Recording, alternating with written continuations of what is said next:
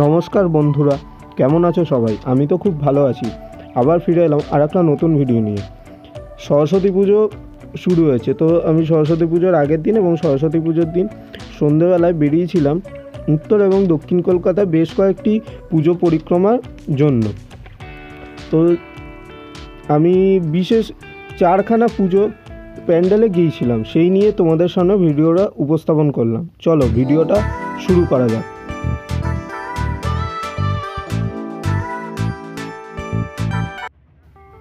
আমি প্রথমেই চলে এসেছি দক্ষিণ কলকাতার অন্যতম একটি সেরা পুজো লেক কালীবাড়ির সরস্বতী পুজো। আমি দাঁড়িয়ে আছি লেক কালীবাড়ির সামনে। লেক কালীবাড়ির ঠিক উল্টো দিকে হরিপদ চক্রবর্তী উদ্যানে এই পুজোটা হয়ে থাকে। এইটা হচ্ছে লেক কালীবাড়ির সামনে, ওই যে দূরে যেই মন্দিরটা দেখা যাচ্ছে টিন দিয়ে ঘেরা, ওইটা লেক কালীবাড়ি। এবং লেক কালীবাড়ির সামনে পুজো সামগ্রীর নানান দোকান রয়েছে। এবার আমি ওই উদ্যানের সামনেই দাঁড়িয়ে আছি। ওই যে তার ঠিক উল্টো দিকেই 3টে গম্বুজ দেখা যাচ্ছে, ওটাই হলো লেক কালীবাড়ি। এইখানটায় দেখা যাচ্ছে যে ভোগের জন্য লাইনে সবাই দাঁড়িয়ে আছে। বেশ ভিড় হয়েছিল দেখলাম। এখানে লাইটিং দিয়ে খুব সুন্দর করে সাজানো হয়েছে, যেগুলো সন্ধ্যেবেলায় জ্বলে উঠবে। এইবার আমি এই পার্কটার ভেতরে প্রবেশ করলাম। সামনেই দেখলাম হরিপদ চক্রবর্তীর একটি মূর্তি রয়েছে, যেটা খুব সুন্দরভাবে সাজানো রয়েছে। এইখানে ধাম সমাদলের একটা টিম আছে। আমরা যখন ঢুকছিলাম তখন বাজানো হচ্ছিল, এখন আর বাজানো হচ্ছে না। তো পরবর্তীকালে সন্ধ্যের দিকে আবার বাজানো হবে। এই যে ঠিক উল্টো দিকে আর একটা মাঠ দেখা যাচ্ছে, ওই মাঠটাই হচ্ছে লেক। মাঠের ওই সাইডটাই যেই লেকটা আমরা বলি রবীন্দ্র সরোবর লেক, সেইটাই হচ্ছে ওই লেকটা।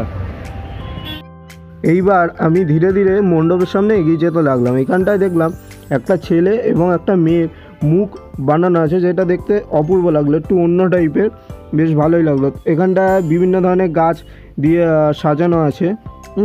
এখানে অনেক ভিড় জমেছে, খানিকক্ষণ বাদে হোম শুরু হবে, তো তাই জন্য এখানে অনেক ভিড় দেখা যাচ্ছিলো। এইখানে সরস্বতী দেবীর মূর্তির সম্পর্কে দেওয়া আছে, কোথায় কত উঁচু সরস্বতী দেবীর মূর্তি আছে, মানে কোন দেশে, সেই সব এখানে লেখা আছে। ভিডিওটা পজ করে আপনারা দেখে নিতে পারেন। ধীরে ধীরে আমরা ভিড় ঠেলে মণ্ডপের দিকে এগিয়ে যাচ্ছিলাম। তখন দেখলাম এখানে একজন শিব সেজে দাঁড়িয়ে আছেন। তার ঠিক পাশেই এইখানে দেখলাম একটা বাচ্চা ছেলে গোপাল রূপে সেজে বসে আছে। খুব সুন্দর লাগছিল বাচ্চাটাকে। এখানে সবাই তাকে পয়সা দিচ্ছিল, যেটা দেখে খুবই ভালো লাগছিল। বাচ্চাটাকে এত সুন্দর করে মিষ্টি করে সাজিয়েছে। মণ্ডপের ভেতর প্রবেশ করার পরেই দেখলাম মা যশোদার কোলে শ্রীকৃষ্ণ রয়েছে, এবং তার ঠিক পাশেই রয়েছে আরেকটা মূর্তি, রাধাকৃষ্ণের মূর্তি।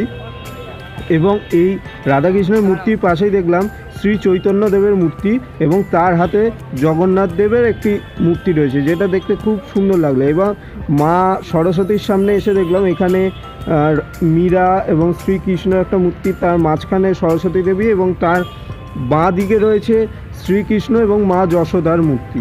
এই জায়গাতে পুরোহিত হোমকুণ্ডটাকে খুব সুন্দরভাবে সাজিয়ে তুলছেন, কারণ আর খানিকক্ষণ বাদে হোম শুরু হবে। ওই হোম দেখার জন্য অনেকেই এই জায়গাটায় ভিড় জমিয়েছেন, অনেকে বসেও আছেন হোমটা দেখে তারপর যাবেন বলে। এরপর আমরা চলে এসেছি সিইটি শ্মশানের খুব কাছেই অবস্থিত বাণীনিকেতন হাই স্কুলের ঠিক পাশেই অবস্থিত বিদ্যাবিতান ক্লাবে। এবছরে এদের শিল্পী পদ্মশ্রী ভাস্কর সনাতন রুদ্রপাল। এই পোস্টারে দেখতে পাচ্ছেন বিগত কয়েক বছরের সরস্বতী ঠাকুরের ছবি, এবং সনাতন রুদ্রপাল একটি সরস্বতী ঠাকুরের চক্ষুদান করছেন, তার ছবিটা এখানে দেওয়া আছে। প্যান্ডেলটা এদের খুবই অর্ডিনারি, সেরকম থিমের কোনো কিছুই দেখতে পাচ্ছি না। প্যান্ডেলের গায়ে বিভিন্ন কাজ করা আছে, ঝিনুক, শোলা, এই জাতীয় জিনিস দিয়ে বিভিন্ন ধরনের খুব সুন্দরভাবে সাজানো রয়েছে। আর ঢোকার মুখে ওই বাঁ দিকে রয়েছে একটি ছোট্ট সরস্বতী মূর্তি। প্যান্ডেলের ভেতরে প্রবেশ করার সময় দেখতে পেলাম ভেতরেও খুব সুন্দরভাবে থার্মোকল এবং ঝিনুক, এই জাতীয় জিনিস দিয়ে খুব সুন্দরভাবে সাজানো হয়েছে প্যান্ডেলের দুই সাইডে, যেটা দেখতে খুব সুন্দরই লাগছিল। ভেতরের জায়গাটা অনেকটাই কম, তাই কয়েকজন লোক থাকলেও ভেতরটা অনেকটাই ভিড় বলে মনে হচ্ছিল।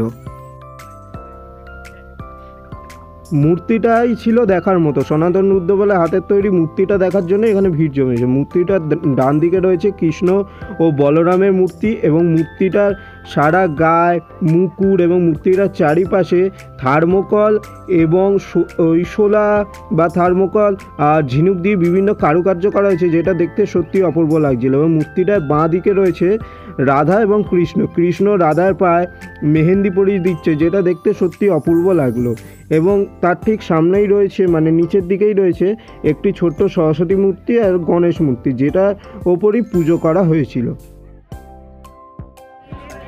পুরো মূর্তিটার মধ্যে শোলা দিয়ে এত সুন্দরভাবে কারুকার্য করা হয়েছে এবং মূর্তিটার চারপাশ ভালোভাবে দেখলে বোঝা যাবে যে তার চারদিকে বিষ্ণুর 10 অবতার দিয়ে খুব সুন্দরভাবে সাজানো হয়েছে। এবং মূর্তিটার মধ্যে মা সরস্বতীর গয়না এবং শাড়ির যেসব কারুকার্যগুলো ছিল ওটা এত সুন্দরভাবে ফুটিয়ে তোলা হয়েছে, যেটা সত্যি দেখতে অপূর্ব লাগছিল, যেটা মুখে বলে প্রকাশ করা যাবে না। যারা যারা এটা সামনাসামনি দেখবে তারাই বুঝতে পারবে যে এটা কত সুন্দর লাগছে। এইবার আমরা চলে এসেছি উত্তর কলকাতার অন্যতম একটি বড় পুজো টালা প্রত্যয়তে। এখানে যেমন দুর্গা পুজো অনেক বড় করে হয়, সরস্বতী পুজোটাও বেশ বড়সড় হয়। এই বছর এরা 99তম বর্ষে পদার্পণ করলো। এই যে 24-এ 99 এবং সামনের বছর মানে 2025-এ এরা 100তম বর্ষে পদার্পণ করবে। সেই বছর কোনো না কোনো চমক থাকবে, কারণ বিভিন্ন জায়গায় দেখা যায় যে তাদের যাবতীয় জিনিস 100 বছর বর্ষে পদার্পণ করলে কোনো না কোনো চমক তারা নিয়ে আসে। তাই টালা প্রত্যয় সেই চমকের জন্য আমি অপেক্ষায় থাকলাম।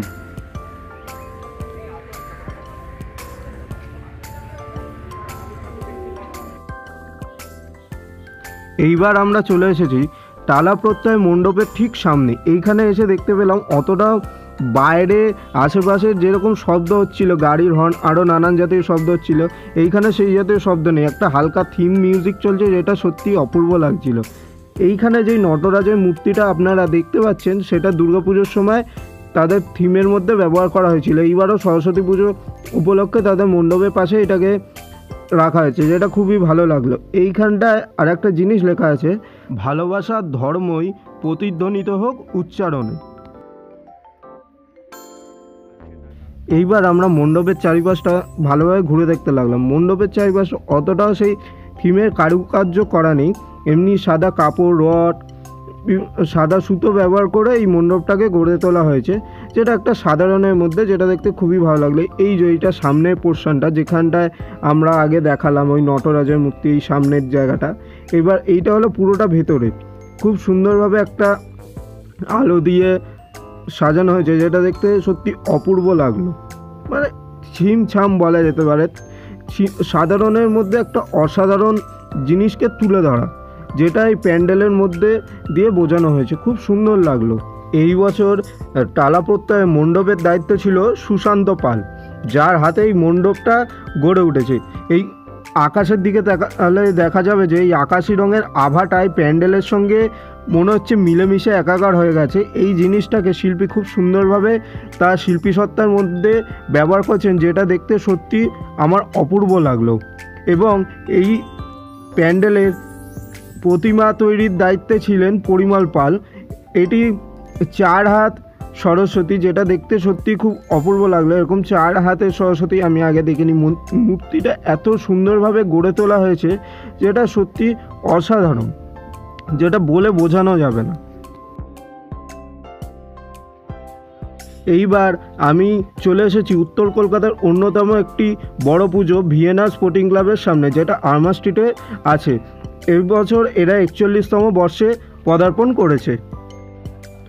সরস্বতী পুজো হলো বাঙালির কাছে ভ্যালেন্টাইন্স ডে, কিন্তু এই বছর 14ই ফেব্রুয়ারি সরস্বতী পুজো পড়েছে এবং 14ই ফেব্রুয়ারি ভ্যালেন্টাইন্স ডে হিসাবেই দিনটিকে পালন করা হয়। তাই জন্য এবছর এদের থিম ভ্যালেন্টাইন্স ডে। তো এই সামনের যেই বাড়িটা দেখা যাচ্ছে, এই বাড়িটাতে বাঁশের মধ্যে খুব সুন্দরভাবে সাজানো হয়েছে লাইটিং দিয়ে, এবং বিভিন্ন ধরনের গানের লাইন এবং বিভিন্ন সিনেমার পোস্টার দিয়ে সাজানো হয়েছে। এইবার আমরা চলে এলাম পুরো মণ্ডপের সামনে। মণ্ডপটাতেও খুব সুন্দরভাবে সাজানো হয়েছে। মণ্ডপের উপরে দেখলে ভালোভাবে বুঝতে পারবে বিভিন্ন সিনেমা এবং রোম্যান্টিক কাপেলের ছবি এবং সিনেমার গানের লাইন দিয়ে সাজানো হয়েছে। আর সামনেই বিভিন্ন পুতুল দিয়ে সাজানো হয়েছে, যেই পুতুলগুলো বানানো হয়েছে থার্মোকল দিয়ে। এটা দেখতে সত্যিই খুব সুন্দর লাগলো। এখানে মা সরস্বতী মূর্তিটার মধ্যে একটা নতুনত্বের ছোঁয়া লক্ষ্য করলাম। এখানেও 4 হাতের সরস্বতী মূর্তি, কিন্তু তার পেছনে ময়ূরের পেখম দিয়ে সাজানো হয়েছে এবং ময়ূরের ওপর রাজহাঁস এবং রাজহাঁসের ওপর মা সরস্বতী বসে আছেন, যেটা দেখতে সত্যি অপূর্ব লাগলে। এটা একটা অন্য ধরনের মূর্তি, এরকম মূর্তি সচরাচর কোথাও দেখা যায় না। ভিডিওটা কেমন লাগলো অবশ্যই কমেন্ট বক্সে কমেন্ট করে জানিও। ভিডিওটা ভালো লাগলে লাইক শেয়ার কমেন্ট করতে ভুলো না। দেখা হচ্ছে পরবর্তী আরেকটা ভিডিও নিয়ে। ধন্যবাদ।